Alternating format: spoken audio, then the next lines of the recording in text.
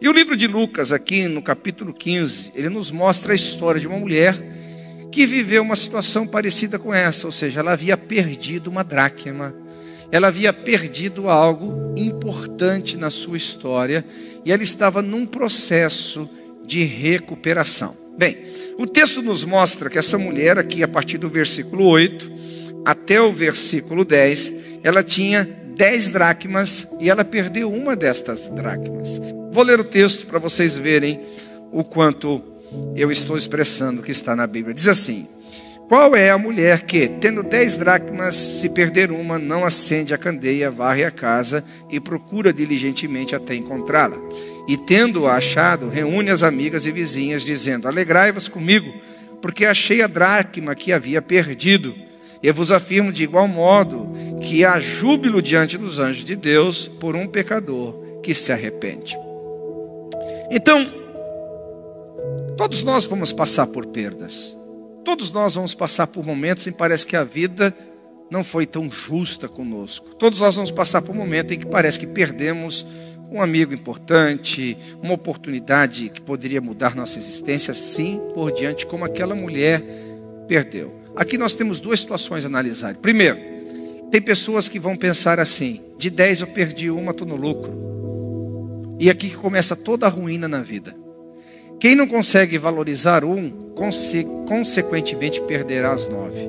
Uma das razões que fez aquela mulher retomar a sua vida, mesmo diante da perda, foi não desprezar a pequena parte que havia perdido, porque ela tinha ficado com a parte maior. E eu tenho visto que as maiores ruínas da vida acontecem nesse sentido. Ah, eu tenho muito tempo, então perder 1 ou 2 horas não é nada. Ah, eu tenho muito tempo, então perder 1 ou 2 dias não é nada. Ah, eu tenho muito tempo, então perder uma semana, um mês não é nada. Eu tenho muito tempo, perder uma década. Quando a pessoa menos percebe, ela já envelheceu, já bateu a idade na sua vida, ela não conseguiu estudar, ela não conseguiu se profissionalizar, ela não conseguiu realizar os sonhos da sua vida. E em muitos casos é tarde para acordar, porque se tem algumas coisas na vida que não aceita desaforo. O dinheiro é um deles. Se você desaforar o dinheiro, você vai levar na cara. E se você desaforar a vida, também você vai ter as suas consequências. Então, ainda que perdas sejam uma realidade na vida, a forma de encarar essas perdas é que vai fazer toda a diferença. E a primeira é: nunca despreze as pequenas partes quando você fica com a maior. Nunca despreze as pequenas perdas quando parece que o lucro ainda continua grande. Isso vai ser a sua ruína. Isso vai ser a sua perdição. Se você observar, por exemplo, que os grandes atos catastróficos na vida, as grandes ruínas de empresas, de ministérios, de famílias, de relacionamentos, não aconteceram de incidentes repentinos, de catástrofes repentinas, mas geralmente foram de atitudes pequenas que foram sendo desprezadas, de dracmas em dracmas perdidas até que não sobrasse nada. Então, pare para pensar um pouquinho. Hoje é um dia sem orar, amanhã é um dia sem ler a Bíblia, depois é um final de semana sem ir à igreja, ao outro tempo é uma olhadinha torta para uma mulher, outra hora é um site pornográfico que olha, outra hora é uma mentira que conta. Quando você menos perceber, as 10 dracmas já foram. Quando você menos perceber, a vida já foi perdida e às vezes fica difícil para recuperar. Valorize o que você tem na vida. Essa mulher, ela só conseguiu recuperar as suas perdas. Ela só conseguiu recuperar aquilo que havia perdido porque ela valorizou o que ela tinha nas mãos. Pegue esse conceito. Tudo que você honra, você atrai. Tudo que você honra, de uma certa forma, você recupera. Tudo que você honra, você mantém consigo. Mas tudo que você despreza vai se afastar. Tudo que você despreza, você vai se desconectar dele. Guarde isso no seu coração. Amém? Está comigo aqui ou não? Então percebe que Essa mulher, consciente do valor que tinha, não valorizando o que havia sobrado, que era maior do que havia perdido, ela então, inconformada, corre, ela vai numa direção prática da solução da sua vida. Primeira coisa que ela faz, o que ela faz? Ela acende uma candeia. Como é que nós podemos interpretar candeia na Bíblia? Candeia na Bíblia sempre vai ser a ação do Espírito Santo. Candeia na Bíblia sempre vai ser a expressão do quanto nós estamos iluminados ou quanto nós estamos sem iluminação. Quanto temos revelação ou quanto não temos revelação. Talvez o texto clássico fala das mulheres com as suas lamparinas. Alguém lembra isso aí? Que umas foram prudentes, as virgens prudentes, a outras imprudentes. Que umas conservaram as suas lamparinas acesas e outras permitiram apagar as suas lamparinas. Consequentemente, quando o noivo voltou, quem estava com as suas lamparinas acesas foram com o noivo e as apagadas ficaram ao desprezo. Isso que acontece conosco. Ou seja, a gente só valoriza o que tem, reconhecendo o que se perdeu. A gente só corre atrás do que se perdeu se realmente a gente tiver trabalhado pelo Espírito de Deus. Se o Espírito Santo trabalhar profundamente em nosso coração. Iluminação, clareza do que é importante, do que é valioso, do que realmente tem sentido na vida. Porque, consequentemente, se nós andarmos pela brutalidade do pensamento, se andarmos pela brutalidade da vida, certamente nós vamos cair do lado do oposto, ou seja, é só mais uma dracma, é uma perda insignificante, eu fiquei com 9. Se o Espírito Santo não trabalhar no nosso coração, vai ser só uma olhada não tão profunda, vai ser só uma mentirinha sem tantos prejuízos, vai ser só mais. Mas se o Espírito Santo estiver trabalhando dentro de nós, isso é a razão de que a gente está com a luz dentro do nosso coração e, consequentemente, toda perda não vai ser definitiva. Pelo arrependimento, pelo constrangimento, pelo mover do Espírito Santo, a gente tem condições de recuperar. Então deixa eu te explicar uma coisa. Querido, qual a diferença entre o cristão e o não cristão? Várias diferenças. Uma que o não cristão não é filho de Deus, nós somos filhos de Deus. Uma que o não cristão não é herdeiro em Deus, nem co-herdeiro em Cristo Jesus, nós somos herdeiros em Deus e co-herdeiro em Cristo Jesus. Um não cristão não tem escrito o nome no livro da vida, nós temos escrito o nosso livro da vida. Um não cristão não tem experiência do futuro, nosso futuro está garantido. Glória a Deus, aleluia. Nós temos muitas diferenças. Porém, mas nessa que eu vou falar é o seguinte. Por exemplo, o cristão, ele pode incorrer em pecado. Lógico que pode incorrer. Eu não acredito na lei da impecabilidade. Eu não creio na doutrina da impecabilidade. Eu creio que todos nós podemos pecar. O pecado na vida do cristão não deveria ser uma prática diária, porque o sangue de Jesus não apenas nos perdoou dos nossos pecados. O sangue de Jesus nos deu autoridade, nos deu graça suficiente para andarmos em vitória sobre o pecado. Tem alguém comigo aqui? Diga amém.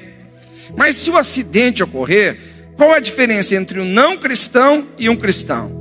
É simples. O não cristão, a lamparina está apagada. É só mais uma dracma, é só mais um erro, é só mais uma falha, é só mais uma pornografia, é só mais uma mentirinha, é só mais um roubozinho, é só mais um enganozinho, é só mais uma coisa que todo mundo faz. É assim que o não cristão pensa. Mas o cristão, aleluia, quando ele conta uma mentirinha, automaticamente o seu espírito acende dentro de si aquele constrangimento, aquele sentimento de pecado, aquele sentimento que a coisa está ruim por dentro, aquele sentimento de que algo que não está certo acende, e ele não vai sossegar até que ele recupere aquele valor perdido. Essa é a diferença do não cristão para o cristão. Se aquela mulher não tivesse a lamparina acesa, certamente ela não teria recuperado uma dracma, e aqui, hipoteticamente, teria perdido as outras 9.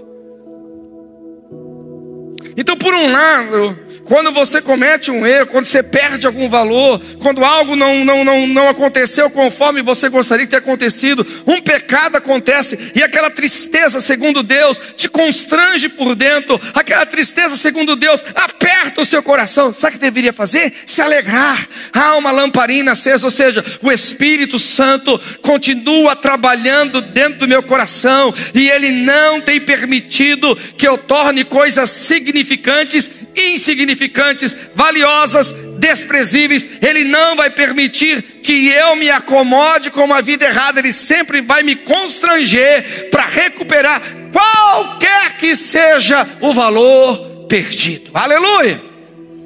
Isso é extremamente importante, porque o contrário é perigoso. Torna a dizer o que já disse: é só uma dracma, eu tenho 9. A maior parte está comigo, eu não perdi tudo ainda. Isso é o ímpio que pensa. O cristão não, o cristão é íntegro.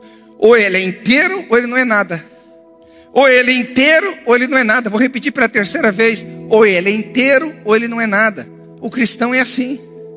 O cristão não é meio termo. O cristão, ele é íntegro. E ele precisa entender essa questão da parte do Senhor. Terceiro aspecto desse texto é que ele está nos falando a respeito de que não apenas o constrangimento faz a gente recuperar o que se perdeu, não apenas a consciência de saber que algo está perdido e precisa ser recuperado vai resolver a solução, mas essa mulher, além de ter a sua candeia acesa, o que ela começa a fazer? Varrer a casa. Porque geralmente nós perdemos as coisas na bagunça. E nós só achamos as coisas quando a bagunça começa a ser arrumada. Eu não preciso ir longe. Quem já perdeu alguma coisa em casa e quando olhou para dentro de casa estava uma bagunça miserável que nem o diabo queria entrar lá dentro? Verdade. Você começa a arrumar. Quem aqui nunca já passou? Começa, achei. Às vezes achou envelope de dinheiro. Quem já achou envelope de dinheiro aqui? Olha, tá vendo? Tá vendo? 1, 2, 3. Esse envelope. Meu, a gente fala, ainda a gente é tão cara de pau. A gente fala assim: ai, foi Deus que deixou que eu esquecesse mesmo, porque agora eu achei numa boa hora. Irmão, não é verdade, você perdeu porque foi uma bagunça. A casa estava bagunçada, você estava bagunçado, você estava totalmente desorientado. Quando essa mulher começa a varrer a casa, aqui nós podemos interpretar, ela começa a colocar a casa em ordem, porque ela percebe que a razão dela ter perdido, possivelmente aqui nós estamos inferindo ao texto, é porque ela estava com a casa em desordem. Talvez o seu tempo em desordem, talvez a sua organização do lar em desordem, relação com o seu marido em desordem, relação com a sua esposa em desordem, relação com os seus filhos, com a igreja, com a autoridade, com o trabalho, com alguma coisa em desordem. Ela começa o quê? Colocar a casa em ordem. Começa a varrer a casa, começa a dizer: espera um pouquinho aqui, eu não vou mais permitir que a minha casa esteja essa bagunça, porque senão eu vou continuar perdendo,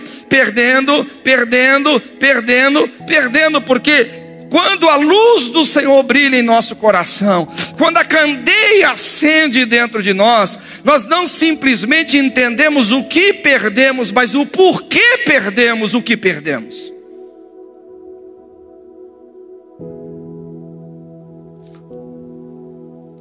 A maioria das vezes que nós perdemos alguma coisa, pode ter certeza que houve alguma ou não negligência da nossa parte. Ah, pastor, você não crê em injustiça? Lógico que eu creio em justiça. O mundo é injusto. Não há plenitude de justiça na terra. Mas são raros os casos. Nós sofremos mais com a nossa desorganização em relação à vida do que propriamente as injustiças sofridas. Quando a luz do Senhor brilha, quando a candeia é acesa, a gente fala: uau, que bagunça tá. Deixa eu abrir um pouco aqui o assunto, mas dentro dele ainda. Quem aqui já passou por momentos difíceis na sua vida assim, que estava desanimado, borocochô, sem vontade de fazer nada? Hein? Quem já passou por isso? Diga amém. Alguém fala assim: pastor, isso é minha vida inteira. Vamos lá, quem já passou por isso? Diga amém. Aí de repente Deus trabalha no seu coração, você levanta aleluiado, e você acorda feliz da vida. Qual a primeira coisa que você vai fazer? Já percebeu? Você começa a arrumar a casa, já põe a gaveta no lugar, já pega a vassoura, começa a varrer, já vai levar o carro no lavar rápido. É assim, não é? Quem está comigo? Diga amém. Não é assim? A vida é assim. Olha, você quer conhecer o estado de ânimo de uma pessoa? Visita a casa dela de repente. Porque programado, visita programada, toda casa é limpa, toda casa é arrumadinha, toda casa é uma maravilha. Tem que ser a visita desprogramada. Você vai ver o estado de espírito daquela pessoa. Porque quando a gente está bem, quando a gente está bem, nosso ânimo está bem, nossa vida espiritual está bem, nossa vida emocional está bem, quando nossos relacionamentos estão bem, cara, não estou dizendo que a vida é perfeita, ela nunca vai ser. Perfeição é só no céu, mas ela vai estar organizada, ela vai estar ajustada, ela vai estar equilibrada. Os dias estão sendo usados com equilíbrio, o tempo usados com equilíbrio, o dinheiro usados com equilíbrio, os relacionamentos são saudáveis, a produção da vida, as conquistas, o avanço está sempre acontecendo. Você tem mais ganhos do que perdas, você tem mais sucesso do que fracasso, mais avanço do que retrocesso. Por isso que quando a luz do Senhor se acende, além de vermos o que perdemos, também reconhecemos e deveríamos reconhecer o porquê perdemos. Então ela começa a varrer aquela casa e ela começa a colocar em ordem na casa.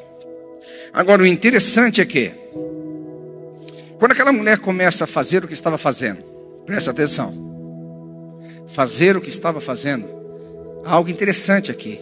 Repita comigo: diligência. Mais uma vez, diga diligência.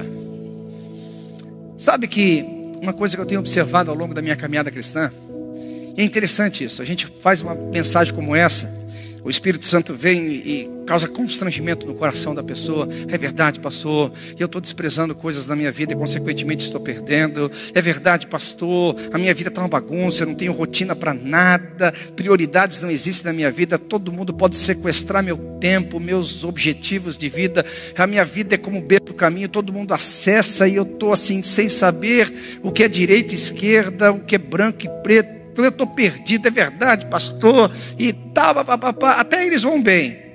Mas quando eles entram no campo da diligência, ou seja, de quererem consertar a vida, eles acham que só ouvindo a mensagem vai resolver. Eles acham que somente reconhecer o erro por si já vai ser a solução. Eles acham que somente saber de que coisas foram perdidas e perdidas porque a vida estava uma bagunça, você já resolveu os problemas. E a maioria das pessoas trabalham assim, escute bem. Eles sabem relatar tudo sobre o problema. Eles sabem descrever tudo sobre o problema. A maioria das pessoas diz assim: aquilo está errado porque isso está errado, porque aquilo ali não foi feito certo, aquilo ali foi isso aqui, aquilo ali, aquilo lá. Elas vão descrevendo as falhas, os erros, os erros. Quanto mais ainda quando é dos outros. Quando é dos outros a gente sabe apontar todas as vírgulas e todos os pontos. Mas poucas as pessoas têm a solução. Poucas pessoas têm diligência na solução. É mais ou menos como emagrecer. Cara, você comeu mal por 30 anos. Você comeu coxinha por 35 anos. Comeu carne gorda com açúcar e doce todo dia. Tá com a barriga assim que parece que tem uma anaconda. E de repente você ficou numa consciência: é verdade, eu não fui muito leal ao meu corpo, eu não cuidei da minha saúde. Ok, bom, parabéns para você, a luz do Senhor se acendeu. Você tem que diminuir o doce, você tem que diminuir o quanto que você come, dormir melhor, cuidar do seu corpo de uma forma geral, parabéns. Mas a consciência não resolve.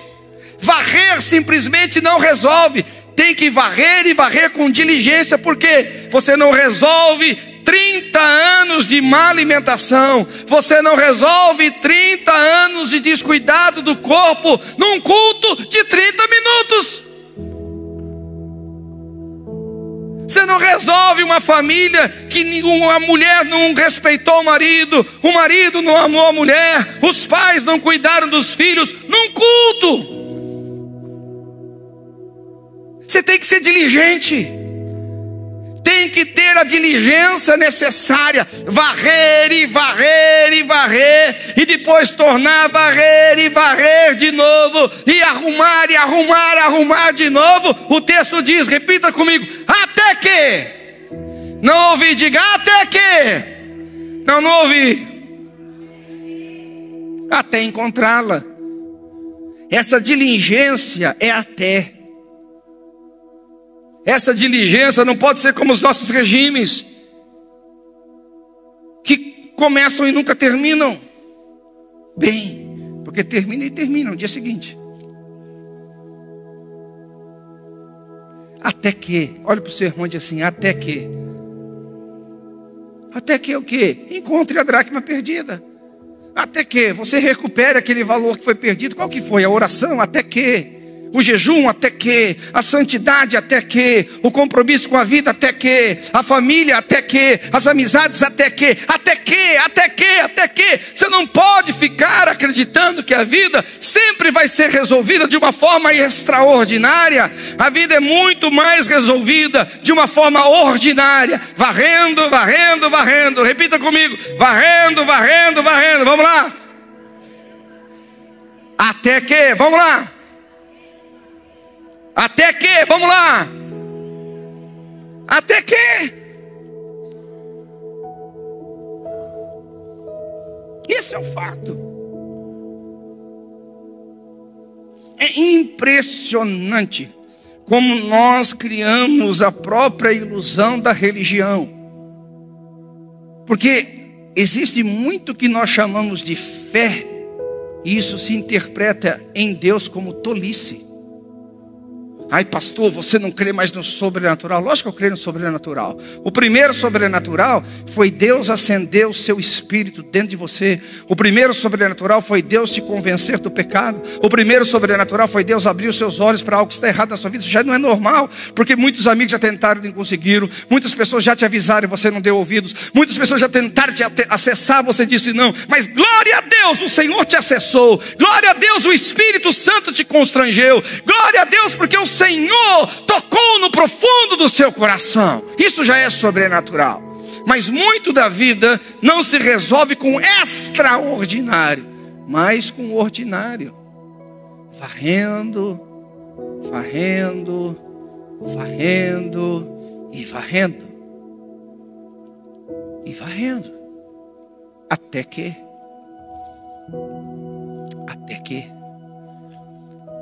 Eu te faço uma pergunta. A sua candeia, ou seja, a presença de Deus, ou seja, o Espírito Santo, ele é mantido aceso, porque a Bíblia fala que nós podemos apagar o Espírito Santo. A gente pode apagar a voz de Deus em nosso coração. A gente pode apagar a esperança que o Senhor criou em nós. Será que realmente a nossa vida no Espírito, ela está acesa até que a gente restaure o padrão perdido, até que a dracma seja encontrada? Ou a gente fica na ilusão da religião, achando que a nossa vida vai ser resolvida com o extraordinário? Deixa eu te falar onde existe o extraordinário. Me ajude a pregar, por gentileza. Olha para o seu irmão, diga assim: varre. Mais uma vez, diga: varre ordinário. Mais uma vez. Não é varre ordinário. Calma, vamos brincar aqui. Varre significa ordinário. Vamos lá. Novamente. Varre significa ordinário. Mais uma vez. Significa ordinário. Agora olhe para mim aqui, ó. Vai varrendo ordinariamente. O que é ordinariamente? Todos os dias. Quantas vezes precisar. Quantas vezes for necessário. Vai varrendo. Vai varrendo. Sabe o que vai acontecer? No seu ordinário, Deus vendo o quanto você está comprometido com a vida. Deus vendo o quanto você está comprometido com Ele. Deus vendo o quanto você está comprometido com a palavra. Deus vendo que você anda em fé varrendo. Aleluia. Ele vai produzir o extraordinário. Agora, se você ficar sem fazer nada esperando o extraordinário, isso é ilusão, isso é tolice, isso não é fé. Isso não vem do Senhor. O extraordinário é além do ordinário. Já disse, extra, além do. Eu fiz o que podia ter feito. Eu fui aonde poderia ter ido. Eu usei todas as forças necessárias. Deus honrando a sua dedicação. Deus honrando a sua busca. Deus, Ele vai ver, porque aquele que bate, bate, a Bíblia diz que vai se abrir. Aquele que busca, busca, vai achar. Aquele que pede, pede, receberá. Porque todo o que bate se abre, todo o que busca se acha, todo o que pede recebe. Diga comigo, o extraordinário pertence a Deus, enquanto o ordinário pertence a mim. Interessante. E esse texto, lógico que ele está dentro de um conjunto de 3 parábolas, dizendo que os céus se alegram de um pecador que se arrepende. Lógico que o texto pode ser interpretado de uma forma evangelística, pode, mas também pode ser interpretado a cada um de nós. Porque não existem só pecados que saem fumaça. Existem só pecados que são horrorosos aos olhos da sociedade. A Bíblia diz que se nós sabemos o que devemos fazer e não fazemos, isso é pecado. Talvez não é o adultério, talvez não é a pornografia, mas talvez seja uma coisa boa que você deixou de fazer. A Bíblia fala, aquele que sabe o que deve fazer e não faz, está pecando. Então todos nós precisamos de alguma forma alegrar os céus.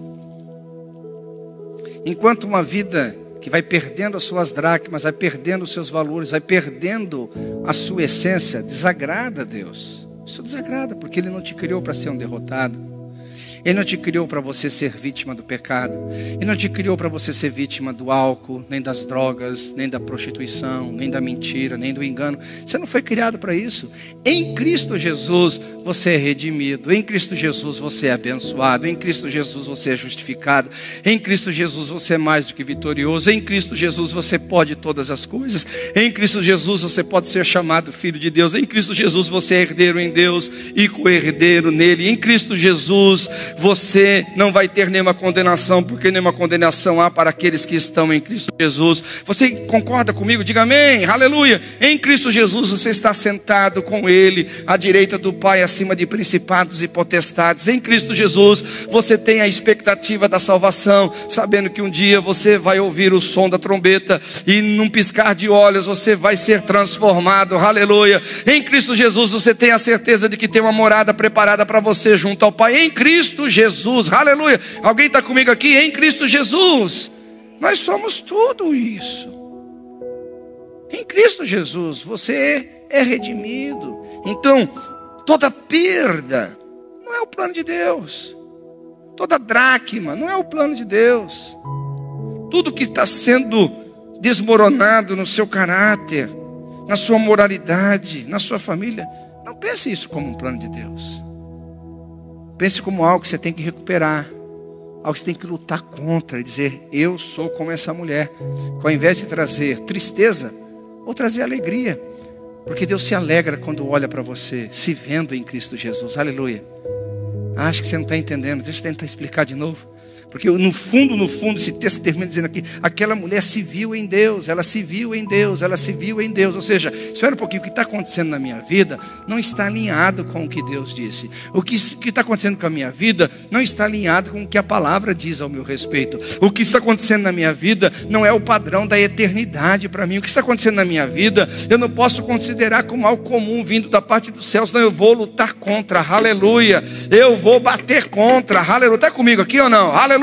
É isso que você tem que entender. E quando Deus vê isso, uau, há alguém na terra que está se olhando em Cristo Jesus. Há alguém na terra que realmente vai produzir alegria no coração do Pai. Por quê? Porque você está reivindicando nada mais, nada menos aquilo que o Pai já te deu gratuitamente. Porque em Cristo nós somos mais que vitoriosos. Em Cristo Jesus nós somos redimidos. Em Cristo Jesus nós somos curados. Em Cristo Jesus nós somos justificados. Em Cristo Jesus, aleluia, nós somos mais do que vitoriosos. Você não pode abrir mão desses valores. Aleluia, quer comigo aqui ou não? Aleluia. Não é normal, não é normal, não é normal normal o crente ficar doente todos os dias, todas as semanas. Não é normal. Jesus Cristo levou sobre si as nossas dores. Não é normal o crente não ter dinheiro para pagar as suas contas e nem pão para comer. Jesus Cristo se fez pobre para que você se tornasse rico nele. Aleluia. Não é normal um cristão morrer de depressão, ainda que ela seja real, porque até a tristeza salta de alegria na presença do Senhor. Não é normal essa vida medíocre, porque você é filho de Deus. Filho de Deus. Filho de Deus. Não é normal. Não é normal. Você tem que lutar. Você tem que brigar pela sua causa. Você tem que brigar por sua dracma. Você tem que lutar por essas questões que estão sendo perdidas na sua vida. Isso alegra os céus. Isso alegra os céus. Quem está comigo aqui, diga amém. Deus está falando com alguém aqui, diga amém. Então fala, Deus está falando comigo, aleluia.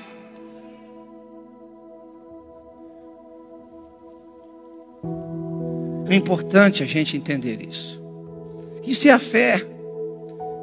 Esse é o padrão da fé. Não é normal. Aquilo que nós consideramos normal nos dias de hoje, não é normal para os homens da fé. Não é normal para aqueles que entendem a vida no Espírito. Não é normal para aqueles que andam na palavra. Não é normal. Tantas perdas, tantos prejuízos, tanto fracasso, tanta vida impotente, tanta condenação. Não é normal.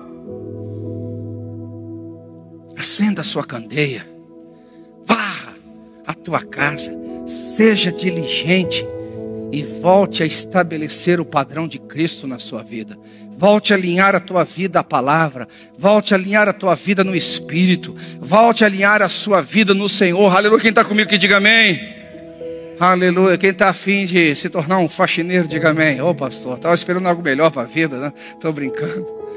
Levante aí, levante aí. Levante seu lugar, vou varrer até que. Dá um cutucão para o seu irmão, fala assim: olha, mas eu vou ficar musculoso, aleluia, porque eu vou varrer até que. Já varreu casa alguma vez na vida? Já? Então tá bom, já está treinado, aleluia. Glória a Deus. Eu sei que é uma parábola, mas ela representa tantas coisas da nossa vida. Eu sei que Deus falou comigo, e nós estamos aí no início de um ano. Muita coisa ficou para trás, mas eu não estou olhando que eu perdi simplesmente. Eu estou olhando para esse novo começo que Deus está me dando. Eu estou olhando para essa nova jornada que Deus está me dando. Eu estou olhando porque eu estou vivo. Quem está vivo, diga amém. Aleluia. Deus não é Deus de mortos, Deus é Deus de vivo. Quem está vivo, diga amém. Então se eu estou vivo, eu vou ser como aquela mulher. Eu vou ver o que se perdeu, eu vou arrumar a bagunça e eu vou ser diligente até que. Porque não é normal o que estava acontecendo comigo. O que é normal é eu viver plenamente, abundantemente, muito além tudo aquilo que Jesus prometeu para mim na cruz do Calvário.